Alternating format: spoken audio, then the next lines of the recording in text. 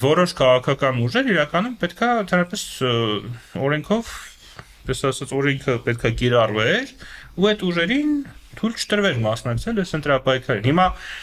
դա իդեալական աշխարհում եմ ասում, հա, հիմա իրական աշխարհում այնուամենայնիվ ինձ թվում է ճիշտ է, որ այդ ուժերին հա հնարավորություն են տվել մասնակցել ընտրապայքարին, որտեղ այլապես կարող է լինել բռնություն, կարող է լինեին հեղաշրջման փորձեր եւ այլն։ Սենց ավելի լավ է, որ այդ մարդիկ մասնակցեն ընտրություններին, հասկանան, որ իրանց ժողովրդի մեծ մասը չի ուզում, ու այդ հարցը փակվի։ Բայց ինչ-որ մի զարգացած ժողովրդավարական երկրում, եթե լինել ինչ-որ մի հատ քաղաքական ուժ, որի օրակարգն է վերացնել այս երկրի անկախությունը,